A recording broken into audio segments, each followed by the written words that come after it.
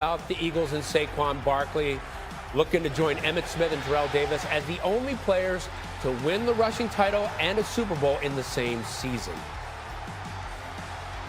Hot ticket is Orleans. And Jeff, the Eagles offensive line has been dominant this season, but now they'll be tasked with going up against Chris Jones. So how should they game plan to make sure Jones doesn't cause havoc on Sunday?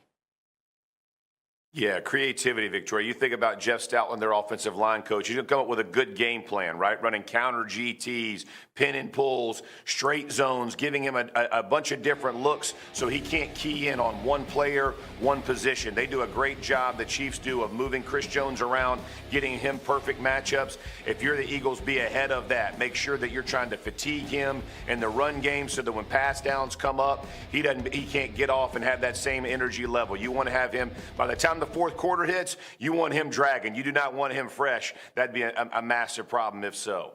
Nothing wrong with a little creativity over there anywhere, frankly. Now, meanwhile, That's the right. Chiefs' offensive line will have their hands full with Jaylen Carter and the Eagles' front four. What does KC need to do to make sure Patrick Mahomes is well protected on Sunday?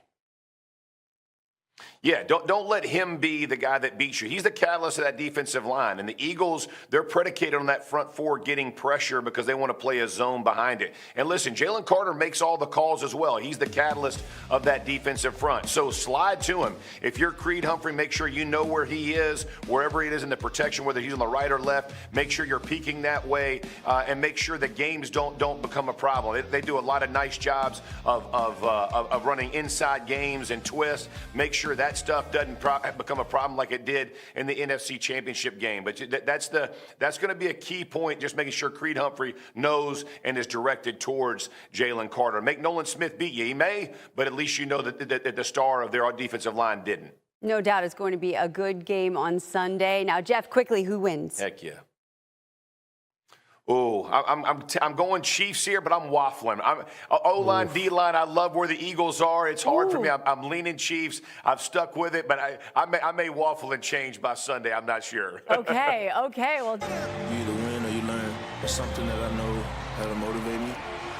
There is a back-to-back Super Bowl champion. I promise you next year we'll go for that three-peat. First time in NFL history we doing it. Saquon isn't able to take us to the next level. Saquon Barkley, you're going to have to deal with the Chiefs. All we've been through, even this moment right here.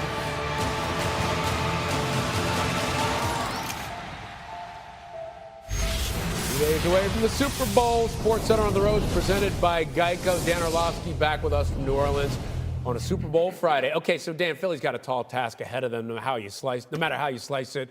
Eagles offensive coordinator Kellen Moore. What's the formula for success in the run game and Saquon on Sunday?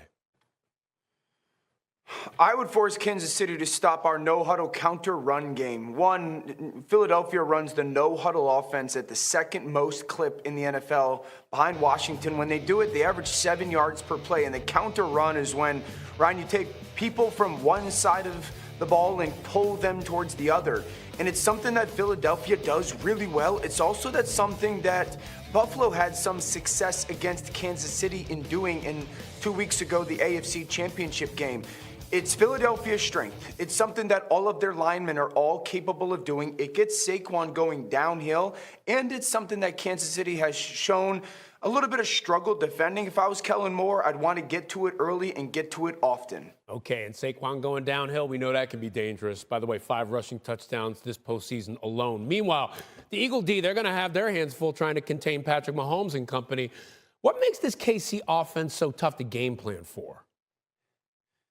Yeah, they really do a lot. You know, there's a simplicity in their execution and their efficiency, but there's a lot of different ways and great feel. Juju Smith-Schuster, I think you empower a player like that versus zone instead of a man type of coverage. So there's a lot that you have to handle with Kansas City's offense, especially coming off of a 2-week bye, essentially, when Andy Reid and his staff has had a lot of time to plan for different ways to attack Philadelphia's defense. Yeah, every time you give them time, they just get more dangerous. Okay, so who wins?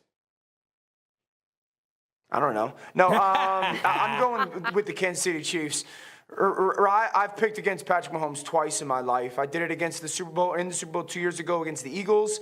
I did it 2 weeks ago in the AFC title game against the Buffalo Bills. I think it's a great game. If you're Philadelphia, you have to have the lead by 2 possessions or more after 3 quarters, because if it's close, Patrick will get it done. But I think Patrick makes a couple plays with his legs on early downs to secure a win.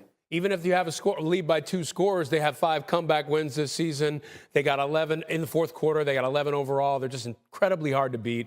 It's a second opportunity in 3 years for Jalen Hurts to do something that says, I belong in the conversation with the very best quarterbacks in this league right now, with the very best quarterbacks of my era. I think a win and a strong performance by Jalen Hurts would be massive for the way we look at him. It's an important point, because there aren't that many active starting quarterbacks in the NFL who have won Super Bowls at this point. Yeah, it's not that big a number.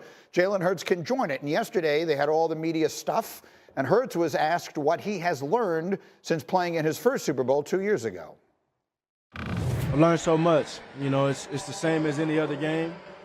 And, you know, I think the moments are the moments, but ultimately, you know, every game has its lessons, good, bad, or indifferent. It had a great driving force. It lit a flame, lit a fire in me.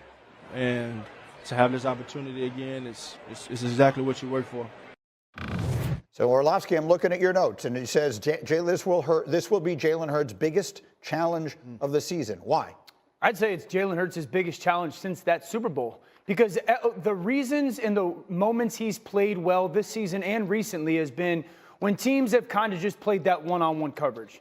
And he's been able to throw the ball to a soft coverage or one-on-one to a Devontae Smith on an outbreaker, and they've been great throws. I mean, this is when he's at his best, when he has a very clear understanding, like, oh, you're playing my guys one-on-one, and I could throw the ball on an outbreaker or a corner route or a go route to A.J. Brown. It's kind of what Washington did in the NFC Championship game.